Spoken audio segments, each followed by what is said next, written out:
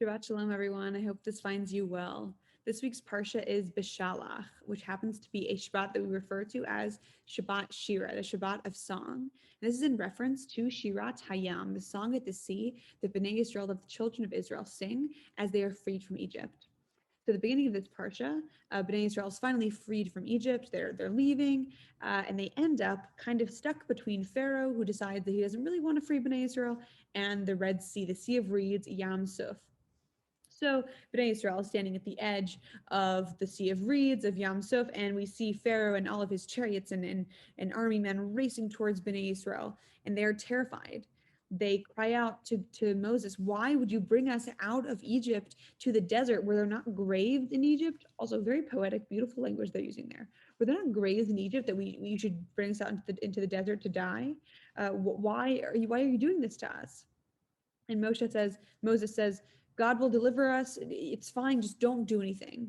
And God responds like, why are you making this about me? Tell them to go forward. What does this mean? They're standing before a full sea. We know that the sea will split. But God says, what do you expect me to do? They need to make the first move. Okay, interesting. This is an idea that I like, that God can only help us so much, that we can't rely on miracles every single time that we face something scary in our lives, that we have to make the first step. There was one person that did take the plunge, that didn't need God to tell him what to do. Nachshon ben Aminadav. Nachshon is the brother-in-law of Aaron. Aaron's wife, Elisheva, is the sister of Nachshon. And without anyone telling him anything, Nachshon races into the water. You'd think that, okay, what I always picture is that Nachshon steps his foot into the water, he shows the act of faith, and the sea splits. No, no, no.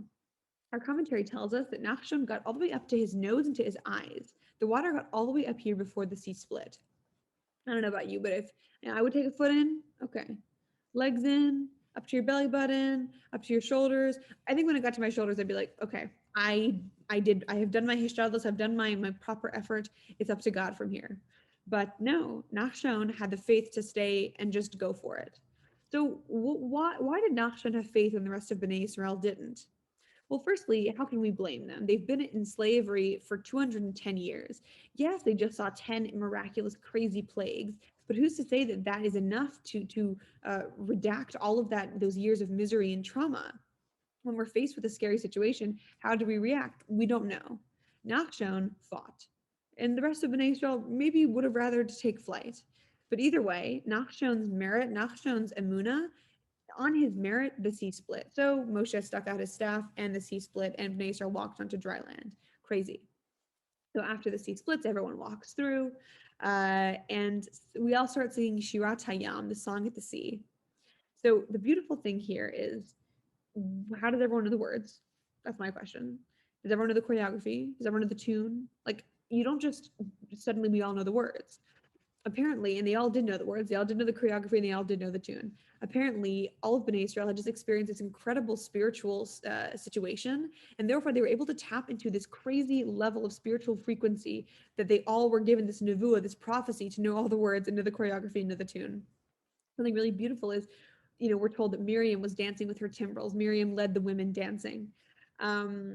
Why did she have a tambourine so easily retrievable? Like, if she literally just raced out of Egypt to be freed, why does she have a tambourine on her? Our commentary tells us that all the women in Egypt, including Miriam, they had so much faith in God. They knew that something beautiful, amazing was going to happen, that they had their tambourines on hand. I love this idea. I heard a Rebbitzin talking about how in life, sometimes you need to bring the tambourine and know that something great is going to happen. That your tambourine, that act of faith of bringing the tambourine, knowing that something beautiful is going to happen, is the thing that can pull you through. So I heard a beautiful example. I won't go into it, but let's say that you really want a job in New York. Okay, so your example of buying the tambourine, of bringing the tambourine, is to buy a ticket to New York for January 1st, blah, blah, blah year. You have to this act of faith and know that you have to take the first step. Just like we learned back when we first were talking about the splitting of the sea, that God wanted the Bnei Israel to take the step, and then he will help. But only God can do so much. So you buy the tambourine, you buy the flight, you take the step. I really like this idea. So Shabbat Shalom, enjoy this Shabbat Shira, this Shabbat of song. And yeah, we'll see each other next week.